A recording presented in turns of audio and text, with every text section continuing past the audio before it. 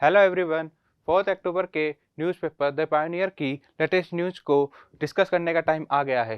सबसे पहली न्यूज़ तो हमारे इंडियन एयरक्राफ्ट को एक नया हेलीकॉप्टर मिला है जिसका नाम है प्रचंड। इसके अलावा एक न्यूज़ आपको और दिखेगी फ्रंट पेज पर कि हमारे सुखोई 30 का भी जिक्र करा है। ये न्यूज़ आप देख रहे होंगे कि सुखोई 30 का भी जिक्र करा है। अब सुखोई 30 और प्रचंड क्या है, दोनों में डिफरेंस क्या है, ये देख लेते हैं। सबसे पहले प्रचंड की ही बात करें तो प्रचंड एक हेलीकॉप्टर है। ये हेलीकॉप्टर एक नॉर्मल हेलीकॉप्टर से अलग है। ये जो हेलीकॉप्टर है वो हमारा फाइटर हेलीकॉप्टर है। फाइटर हेलीकॉप्टर, इसमें भी लाइट कॉम्बैक्ट फाइटर हेलीकॉप्टर है। और इसे सबसे इम्पोर्टेंट बात है कि ये जो है हमारी लोकल मैन्युफैक्चरिंग से जुड़ता है।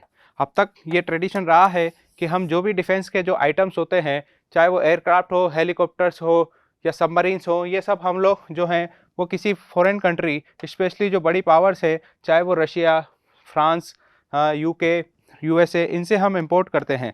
लेकिन इसमें इंपोर्ट की जगह हमने यहीं पर लोकल मैन्युफैक्चरिंग के थ्रू ही प्रचंड को मैन्युफैक्चर किया है। और लोकल मैन्युफैक्चरिंग में भी जो कंपनी जो हमारी जिसकी मोनोपोली रहती है, हिंदुस्तान एरोनॉटिकल लिमिटेड, HAL की बात करें तो HAL ने, हिंदुस्तान एरोनॉटिकल लिमिटेड ने इसका मैन्युफैक्चरिंग किया है। अब इसकी देखना होगा कि प्रचंड का आगे किसको क्या यूज़ होता है, मतलब किया ये इसको आगे चलकर दरअसल ये नेवी को भी यूज़ होगा, क्योंकि एयरक्राफ्ट का यूज़ हमारी जो तीनों आर्म्स हैं वो यूज़ करती हैं।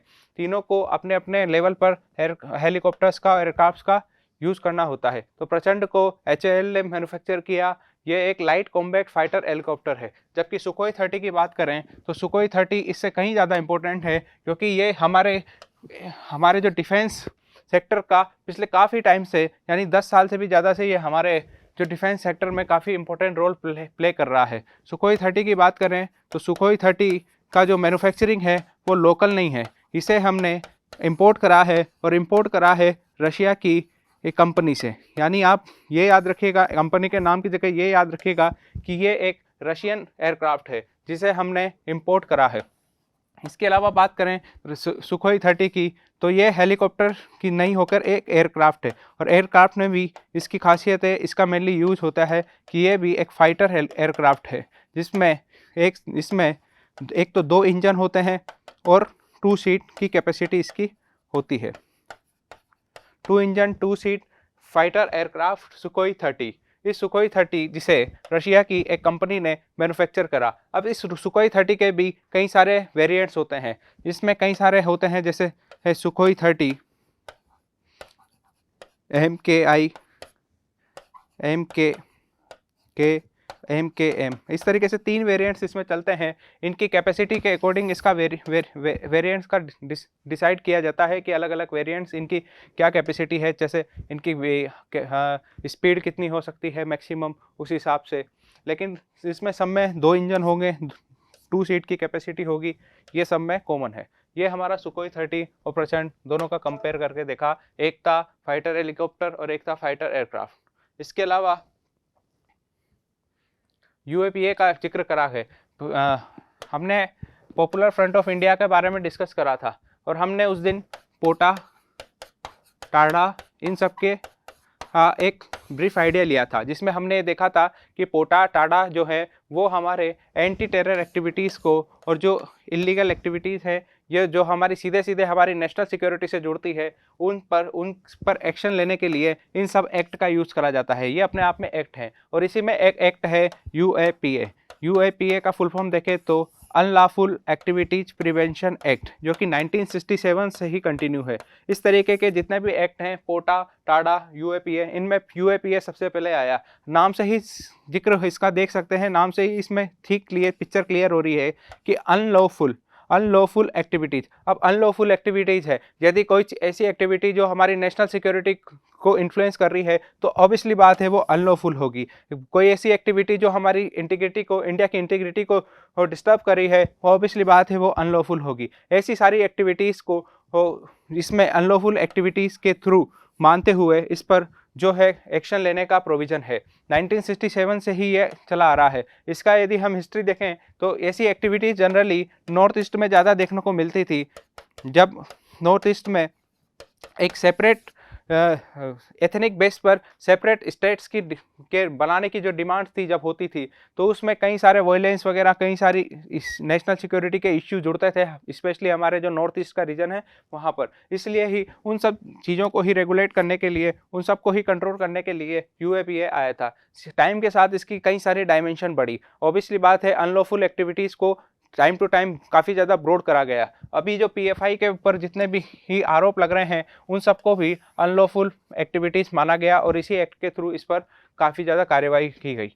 आगे बढ़ते हैं अनलॉफुल एक्टिविटीज़ पे। हमने कल देखा था कि रेपो रेट मॉनेटरी पॉलिसी में चेंज हुए। अभी जो टाइम हमारा चल रहा है वो हमारा इन्फ्लेशन का टाइम चल रहा है। इन्फ्लेशन में भी कहीं ज़्यादा दिक्कत हमारी जो है सीपीआई में है। कंज्यूमर प्राइस इंडेक्स हो, चाहे वो होलसेल प्राइस इंडेक्स हो, सब जो हैं वो काफ़ी ज़्यादा हाई चल रहे हैं। हमने कल जो 3 अक्टूबर वाला एडिशन हमने कल डिस्कस करा था, उसमें भी हमने देखा था कि 2% से 6% के बीच का, या यूँ बोलें कि एवरेज 4% का इन्फ्लेशन का टारगेट है, लेकिन ये 6% के आसपास अभी चल रहा है। तो इसमें कई बड़ा रोल जो है वो कई सारे रीजन का है, कई सारे मतलब फैक्टर्स इसमें काम कर रहे हैं, चाहे वो पेट्रोल के या डीजल के दाम हो, वो कहीं इनकी जो प्राइस है वो काफ़ी ज़्यादा है। इसके अलावा एक बड़ा फैक्टर है कि हमारे यहाँ वेजिटेबल प्राइजेस भी काफ़ी ज़्यादा हो रही है, जिसकी वजह से हमारा फूड इन्फ्लेशन बढ़ेगा, और फूड इन्फ्लेशन का सीधा सीधा इफेक्ट हमारे कंज्यूमर प्राइस इंडेक्स पर पड़ता है। यानी जो वेजिटेबल्स का और फूड आइटम्स का एक बड़ा रोल जो है, मोर देन 50% जो रोल है वो कंज्यूमर प्राइस इंडेक्स में होता है। यदि ये बढ़ेंगे, वेजिटेबल के प्राइस बढ़ेंगे, तो कंज्यूमर प्राइस इंडेक्स बढ़ेगा, और कंज्यूमर प्राइस इंडेक्स बढ़ेगा तो इसका सीधा सीधा इफेक्ट ये शो करता है कि ये एक इन्फ्लेशन की कंडीशन है, कि आपके यहाँ इन्फ्लेशन बढ़ रहा है। इसके बाद आगे बढ़ते हैं। ये हमारे फ्रंट पेज की कुछ इंपॉर्टेंट न्यूज़ थी। इसके अलावा जो भी इंपॉर्टेंट न्यूज़ होगी वो इसमें वो हमारे काम की नहीं है। अब 5 लोग मर गए, कहाँ मरे, नॉट इम्पोर्टेंट। आगे बढ़ते हैं। फर्स्ट पेज को ही कंटिन्यू करा जाता है सेकंड पेज पर, लेकिन एक अलग से न्यूज़ आई है कि Gujjar Bakarwal protest against the ST tag for पहरी। एक्चुअली ये यहाँ के दो यहाँ की कम्युनिटीज़ हैं, एक है आपकी गुज्जर बकरवाल और एक है आपकी पहरी। और ये गुज्जर बकरवाल जो हैं वो आपके एसटी में आते हैं, शेड्यूल ट्राइब में। और अभी ये डिमांड चल रही है कि ऐसा माहौल बन रहा है कि जो पहरीज हैं इनको भी शेड्यूल ट्राइब में जगह मिल जाएगी। दरअसल आपको ये बात समझनी होगी कि ये शेड्यूल ट्राइब, ये शेड्यूल कास्ट और जो आपकी ये जो ओबीसी होती है, ये कोई कास्ट नहीं होती है। इस चीज़ को, ये कंसेप्ट की चीज़ है कि ये कोई कास्ट नहीं है। एसटी, एससी या ओबीसी कोई कास्ट नहीं है, ये एक कैटेगरी है, और इस कैटेगरी के अंदर कई सारे कास्ट आते हैं। यानी ये चीज़ समझनी होगी कि ओबी, एससी और एसटी कोई कास्ट नहीं है, ये एक कैटेगरी है। कास्ट का बेसिस पे डिवाइड एक कैटेगरी है, और ये कैटेगरी अपने आप में कई सारी कास्ट को इंक्लूड कर रहा है। अब जो एसटी कैटेगरी है उसमें जो हमारे जम्मू वाला रीजन है उसके गुज्जर बकरवाल जो कम्युनिटी है, जो कास्ट है, वो इसमें एसटी कैटेगरी में आते हैं। अब ऐसा माना जा रहा है कि पहरी को भी इसमें इंक्लूड कर लिया जाएगा, लेकिन ये गुज्जर बकरवाल इसका विरोध कर रहे हैं। क्यों? क्योंकि अभी तो इनका दबदबा था एसटी कम्युनिटी में वहाँ पे लोकल, लेकिन यदि पहरी भी वहाँ पर उसमें एसटी में इंक्लूड हो जाते हैं तो इनके साथ जो हम बात करते हैं कि पावर का, या यूँ बोलें जो भी इन्हें एक्स्ट्रा राइट्स मिलते हैं उसका डिवीजन हो जाएगा, क्योंकि लोग बढ़ेंगे तो फिर डिवीजन भी होगा, चाहे वो पावर का हो या जो भी रिसोर्स एसटी के लिए आएंगे उनका डिवीजन हो। इसलिए गुज्जर बकरवाल इस चीज़ का प्रोटेस्ट कर रहे हैं कि इन्हें एसटी का टैग नहीं मिले। आगे बढ़ते हैं। सुखोई 30 को ही कंटिन्यू करा है, प्रचंड को ही कंटिन्यू करा है, रशियन मेन की हैकिंग को, वेजिटेबल प्राइस को ही कंटिन्यू करा है। इसमें आगे बढ़ते हैं। इसमें अब ये जो थर्ड पेज है इसमें कैपिटल, ये दिल्ली एडिशन है तो इसमें दिल्ली की स्पेसिफिक न्यूज़ है, हमारे लिए इंपॉर्टेंट नहीं है। आगे बढ़ते हैं। ईडी का जिक्र करा गया है। ईडी का जिक्र एक और जगह आपको देखने को मिलेगा इसी न्यूज़पेपर में। हम थोड़ा आगे बढ़ते हैं। एक ईडी का जिक्र इसके पहले पेज पे था, एक ईडी का जिक्र इस यहाँ पर भी है। लेकिन मैं जो चीज़ समझाना चाह रहा हूँ वो यह है कि हमने कल 2 एक्ट डिस्कस करे थे। हमने ऐसे ही चलते चलते 2 एक्ट डिस्कस कर लिए थे। मैंने आपको ये बताया था कि ईडी केवल 2 ही एक्ट के अंदर काम करती है, फॉरेन एक्सचेंज मैनेजमेंट एक्ट और इसके अलावा prevention of money laundering act. और इसी prevention of money laundering act पर ही वो ही इम्प्लीमेंट करते करते एक एक्स इनकम टैक्स डिपार्टमेंट के ऑफिसर पर पीएमएलए के थ्रू एक केस दर्ज हुआ है। यही चीज़ मैं समझाना चाह रहा हूँ कि जो चीज़ हमने पढ़ी थी केवल उसी का एक अपडेट आया है। एक बार कंसेप्ट क्लियर हो जाने के बाद हमारे लिए ये चीज़ इंपॉर्टेंट नहीं रह जाती, क्योंकि हमने ऑलरेडी डिस्कस कर लिया कि फाइनेंस मिनिस्ट्री की एक बॉडी ईडी जो कि 2 ही एक्ट के थ्रू काम करती है, पहला FEMA, दूसरा PMLA, और इसी PMLA में इन्होंने एक एक्स IT डिपार्टमेंट ऑफिसर पर जो है वो कार्यवाही करी है, उस पर एक्शन लिया है। क्या काम है, क्या रीजन था, नॉट इम्पोर्टेंट। ये इंपॉर्टेंट है कि PMLA के थ्रू कार्यवाही करने की जो एक्शन लेने की जिम्मेदारी किसकी थी, वो हमारे ईडी की होती है। अगेन ये पॉलिटिकल न्यूज़ है, कांग्रेस की हो चाहे वो CPI की हो। अगेन एक इम्पोर्टेंट न्यूज़ है इस पेज पर, जो सबसे ज़्यादा इंपॉर्टेंट न्यूज़ है वो है हमारा एनवायरनमेंट की एक न्यूज़ है। एनवायरनमेंट की न्यूज़ में ये बोला जा रहा है कि किस तरीके से एनवायरमेंटल पोल्यूशन से हमारी हेल्थ इफेक्ट होती है, उसका एक एग्जांपल हमारे को आज इस न्यूज़पेपर में देखने को मिलेगा। हम बात करते हैं कि पोल्यूशन का रिलेशन कहीं ना कहीं सीधा इफेक्ट हेल्थ पर पड़ता है। उसी में एक अपडेट आया है कि ये आया है कि यदि आप पार्टिकुलेट मैटर 2.5 के एक लॉन्ग टर्म उसके साथ कनेक्ट रहते हैं, यानी आपके आसपास यदि लॉन्ग टर्म तक पार्टिकुलेट मैटर 2.5 पोल्यूटेंट्स है, तो इसकी वजह से जो एनीमिया की कंडीशंस हो बढ़ सकती है। यानी यूँ बोलें कि एनीमिया की जो बीमारी है उसका एक बड़ा रोल या एक उसका एक आर्म जो है वो PM2.5 पोल्यूटेंट्स भी है, स्पेशली जब आप इसके साथ एक लॉन्ग टर्म तक इसमें कनेक्ट रहते हैं।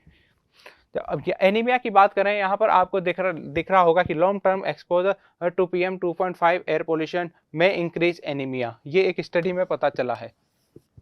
एनीमिया की बात करें तो हमको ये जानते हैं कि हमारी बॉडी में वाइट ब्लड सेल्स होते हैं, रेड ब्लड सेल्स होते हैं, तो RBC जिसको हम बोलते हैं।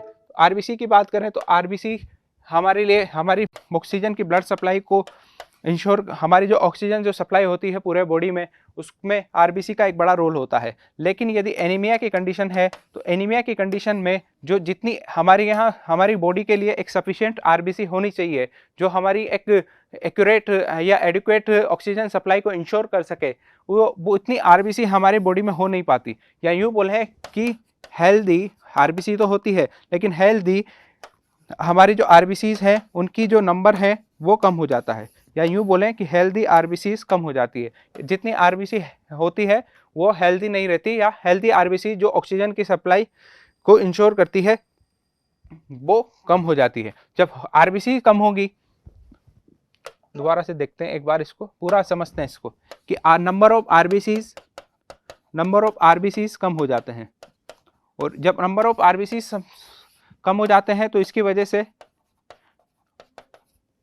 एडुकेट ऑक्सीजन सप्लाई इंश्योर नहीं हो पाती, और यही आपकी जो बीमारी है वही आपकी एनीमिया है। एनीमिया मतलब नंबर ऑफ हेल्दी RBCs का कम होना, जिसकी वजह से ऑक्सीजन सप्लाई ही इफेक्ट होती है, और यही एनीमिया है। इससे स्पेशली जो इफेक्ट होते हैं वो आपकी ये वोमेन्स होती हैं, और बच्चे और महिलाएं इससे काफ़ी ज़्यादा इफेक्ट होते हैं। सबसे ज़्यादा वल्नरेबल यही 2 सेक्शन होते हैं। 7 असेंबली बाईपोल्स इन स्टेट्स, आप असेंबली इलेक्शंस पढ़ते हैं, लेकिन आपको ये भी पता होना चाहिए कि क्या बाईपोल इलेक्शंस हो सकते हैं तो क्या कंडीशंस हैं। तो अभी एक बाईपोल इलेक्शन का प्रोविज़न देखने को मिलेगा। आप देखेंगे कि बाईपोल इलेक्शंस होंगे, specially 7 assembly bypolls in 6 states on November 3। अब बाईपोल्स इलेक्शंस किस कंडीशंस में होते हैं? दरअसल यहाँ पर हम असेंबली की ही देखते हैं। जब आपके एरिया का MP MLA MLA, असेंबली है तो MLA, यदि वो MLA किसी रीजन से वो अपना रिजाइन कर देता है, उस कंडीशन में बाईपोल इलेक्शन हो सकता है। और इसके अलावा वो उसको डिस्कस कर दिया जाए, मतलब उसको हटा देते हैं, जो डॉक्यूमेंट्स उसने चुनाव लड़ते टाइम शो करे थे वो सही नहीं है, तो उस कंडीशन में उसका जो MLA के रूप में उसकी जो मेंबरशिप है वो रद्द हो जाती है, यानी वो हट जाए। इसके अलावा 7 असेंबली इलेक्शन है कि आपका एरिया का MLA है उसकी डेथ हो जाए। कई सारे रीजंस हो सकते हैं जिसकी वजह से MLA, जो भी पर्टिकुलर एक XYZ जो भी MLA है, उसकी मेंबरशिप 5 साल के पहले ही हट जाती है, चाहे वो उसकी डेथ की वजह से हो या उसको जो भी रिजाइन वगैरह जो भी कर रहा है वो हो। अब यदि ये MLA 5 साल के पहले हट जाता है तो क्या 5 साल तक पूरा होने तक उसका इंतजार करेंगे कि जब तक 5 साल पूरे नहीं हो जाएंगे तब तक इलेक्शन नहीं होंगे? तो ऐसा नहीं होता। पूरे रिमेनिंग टाइम है, लेट्स सपोज कि 5 साल के लिए इलेक्ट हुआ और वो 2 साल 9 महीने में बाद उसकी किसी वजह से डेथ हो गई किसी एमएलए की, तो अब जो टाइम बच रहा है आपका 2 साल 3 महीने, तो क्या उस तब तक के लिए एमएलए की सीट खाली रहेगी? तो ऐसा नहीं होता। उस रिमेनिंग टाइम में के लिए एक नया एमएलए आता है और ये पूरा चुनाव इसके लिए ही बाईपोल्स कहलाते हैं, यानी टाइम के पहले किसी रीजन से चुनाव का होना ही बाईपोल कहलाता है। और ये बाईपोल के लिए कंडीशन है कि ये इलेक्शन कमीशन ये बाउंडेड है कि जिस दिन एमएलए की सीट खाली हुई, XYZ कोई भी एरिया के एमएलए की कोई सीट खाली हुई, तो उस 6 महीने के अंदर उसको बाईपोल इलेक्शन कराने होंगे। ये लिमिटेशन आप ध्यान रखिएगा। क्वेश्चन पूछेगा तो ये पूछेगा कि यदि बाईपोल इलेक्शन करा रहा है तो ये इलेक्शन कमीशन की मर्जी नहीं है कि वो जब फ्री है तब कराएगा, वो बाउंडेड है कि वो जब भी पर्टिकुलर किसी XYZ एरिया की एमएलए की सीट खाली हो रही है तो उस खाली सीट होने के 6 मंथ के अंदर ही उसकी दोबारा उस एरिया के लिए दोबारा इलेक्शन कंडक्ट कराए और एक नए एमएलए को इलेक्ट करे। ये पूरा प्रोसेस होता है। ये याद रखिएगा कि 6 महीने के अंदर इलेक्शन होना जरूरी है। ये अगेन पीएमएलए वाली बात हमने ऑलरेडी डिस्कस कर ली। एडिटोरियल में कोई खास आया नहीं है, हमारे एग्जाम के ओरिएंटेड काम के नहीं है, देख लीजिए। ये भारत जोड़ो यात्रा का ही जिक्र है जो कि इंपॉर्टेंट नहीं है।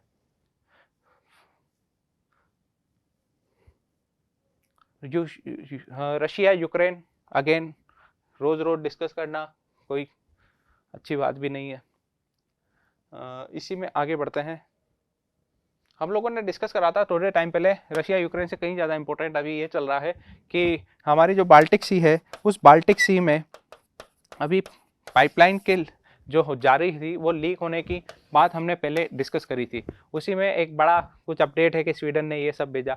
लेकिन आप ये सब भेजो कि ये स्वीडन भेज क्यों रहा है? स्वीडन ने एक स्पेशल डाइविंग वेसल भेजा, तो स्वीडन क्यों भेज रहा है, इंडिया क्यों नहीं भेज रहा? दरअसल ये बात समझनी होगी कि स्वीडन की जो बॉर्डर है वो बाल्टिक सी से टच करती है, इसलिए जो भी यदि पाइपलाइन में लीकेज हुआ, लीक करी है, तो जो भी कंसर्न स्टेट होंगे वो वही होंगे, वो जो भी कंसर्न कंट्री होंगे वो वही होंगे जो बाल्टिक सी से अपनी बॉर्डर टच कर रहे होंगे। यानी इसीलिए स्वीडन ने एक SDV भेजा। SDV मतलब स्पेशल डाइविंग व्हीकल भेजा। अब आपके लिए तो इम्पोर्टेंट यही हो जाता है पहला कि यदि सी है तो किसी न किसी ये एक ओशियन की आर्म होगी। यदि देखने का तो ऐसा लगता है कि ये आर्कटिक सी की होगी। यदि इसकी लोकेशन आप देखेंगे तो ऐसा लगेगा कि ये आर्कटिक ओशियन की एक आर्म होगी, लेकिन ये दरअसल एक अटलांटिक जो हमारा ओशियन है उसकी एक आर्म है।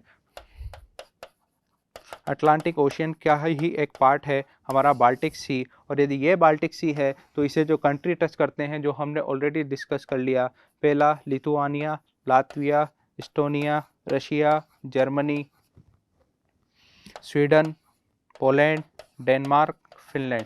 आपसे ये भी पूछ सकता है कि टोटल कितने कंट्री टच करते हैं, टोटल कितने कंट्री बाल्टिक सी के साथ बाउंड्री शेयर करते हैं, तो टोटल 9 कंट्रीज़ हैं जो हम पहले भी डिस्कस कर चुके हैं और यहाँ पर भी हमने डिस्कस कर लिया। अगेन आगे बढ़ते हैं। बिडेन का स्टेटमेंट इंपॉर्टेंट नहीं है।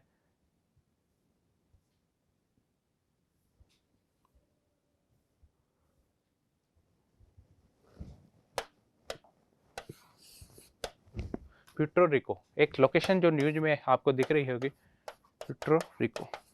दरअसल प्यूर्टो रिको की में क्या हो रहा है, जिस तरीके से हमारे यहाँ इंडिया में साइक्लोन आते हैं उसी तरीके से हमारे जो कैरेबियन स्टेट्स हैं वहाँ पर हुरिकेन्स आते हैं। हमने ये बात ऑलरेडी डिस्कस कर ली थी एक दिन पहले भी कि हरिकेन जो हैं हमारे कैरेबियन सी और जो मिड अमेरिकन पार्ट है वहाँ पर इनका काफ़ी ज़्यादा इफेक्ट देखने को मिलता है। प्यूर्टो रिको में अभी एक हुरिकेन आया है जिसका नाम है फियोना, नाम से एक हुरिकेन्स आ रहा है जिसकी वजह से यहाँ पर फ्लड वगैरह की कंडीशन देखने को मिल रही है। दरअसल जिस आप इसको एक बोलें कि फियोना, यानी यदि इंडिया में आता तो इसको साइक्लोन बोलते, और यदि कैरेबियन स्टेट में आया इसलिए इसको यहाँ पर हरिकेन बोल रहे हैं। और इसलिए यहाँ पर जब आप ये चीज़ समझना होगा कि ये साइक्लोन्स होता है, यदि ये कोई लैंड बाउंड्री है और जब साइक्लोन्स की जो विंड है, साइक्लोन विंड जब लैंड बाउंड्री में एंट्री करती है तो इसको बोलते हैं साइक्लोन का लैंडफॉर्म होना। और जब साइक्लोन का लैंडफॉर्म होता है तो ये जो विंड्स आ रही हैं साइक्लोन के साथ, जो कई सारी विंड्स आती है, तो इस वजह से इसमें कई सारा मॉइस्चर होता है, कई सारा वाटर वेपर होता है, जिसकी वजह से ये जब साइक्लोन का लैंडफॉर्म होता है तो ये कई सारा इसके साथ साइक्लोन या हरिकेन के साथ रेनफॉल देखने को मिलता है। यही कंडीशन है कि अभी एक्सिस अमाउंट में प्यूर्टो रिको में भी कहीं ज़्यादा रेनफॉल हुआ, जिसकी वजह से फ्लड की कंडीशन बढ़ रही है। प्यूर्टो रिको का रिलेशन जो है वो जिस स्टेट से है, या यूँ बोलें कि ये जो है आपके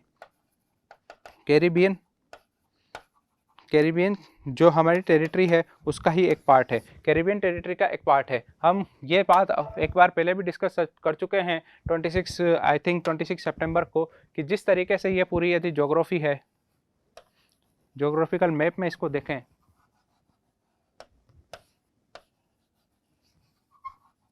ये हमारा रशिया, और इस रशिया से हम अब एशिया में एंटर कर रहे हैं, ये इंडिया, ये ऑस्ट्रेलिया। कि जिस तरीके से ये इंडिया है तो यहाँ यदि इस तरीके की जो सेकेंडरी विंड्स है जिन्हें हम साइक्लोन बोलते हैं तो उसी का एक नाम ये कैरेबियन स्टेट है, यहीं पर प्यूर्टो रिको है, तो ये इफेक्ट में इसको हरिकेन बोलेंगे।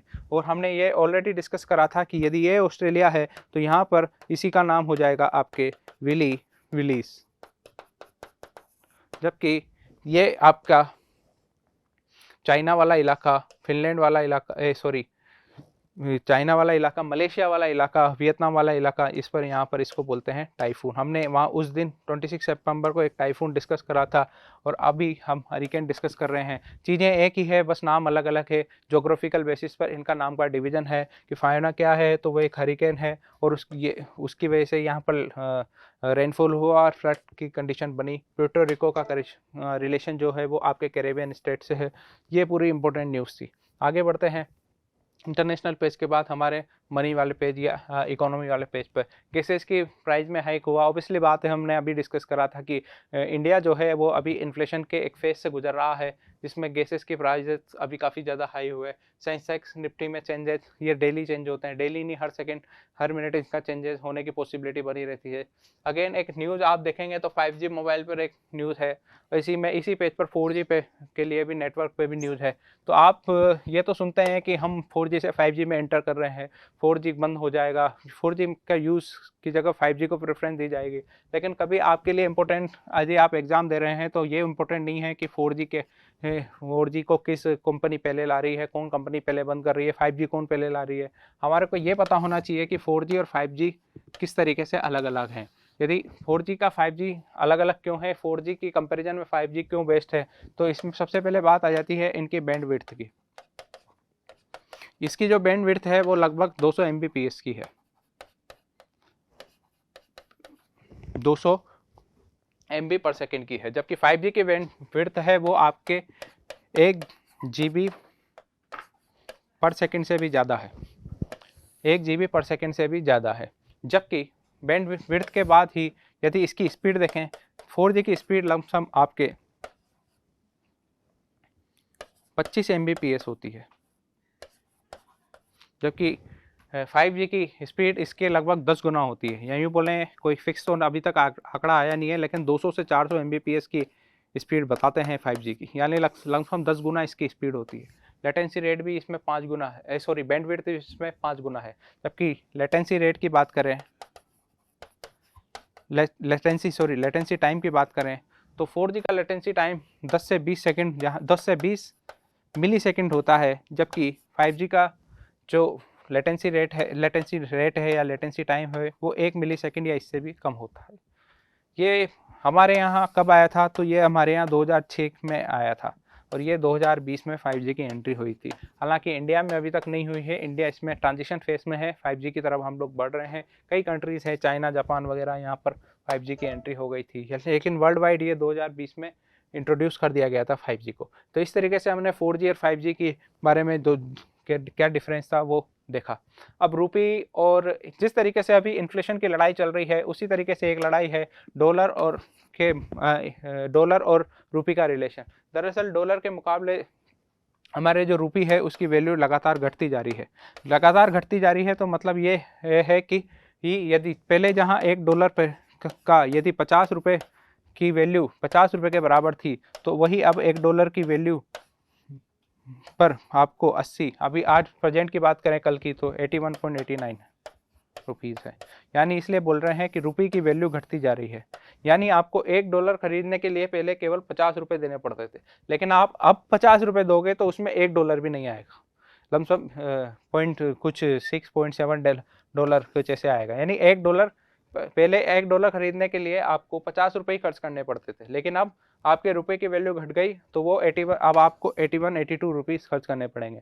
तो ऐसा इसके कई सारे फैक्टर्स होते हैं, इंटरनेशनल रिलेशंस से लेकर हमारी एक्सपोर्ट इंपोर्ट, कई सारे फैक्टर्स होते हैं जो कि रुपए और डॉलर के बीच के जो रिलेशन है उसको डिसाइड करते हैं। इसमें मल्टीपल फैक्टर्स काम करते हैं, लेकिन अभी की कंडीशंस ये है कि इसकी जो वैल्यू है वो काफ़ी ज़्यादा घटती जा रही है। 4G 5G दोनों को कंपेयर करके हम लोगों ने ऑलरेडी ही पढ़ लिया। इसके बाद खेल वाले पेज है स्पोर्ट का, इसमें आज कोई इंपॉर्टेंट न्यूज़ नहीं आई है। वर्ल्ड कप की न्यूज़ एक साथ पहला पूरा वर्ल्ड कप देख ले, कौन जीतता है कौन हारता है, उसके बाद देखेंगे। यही आज का न्यूज़पेपर था। Thank you very much.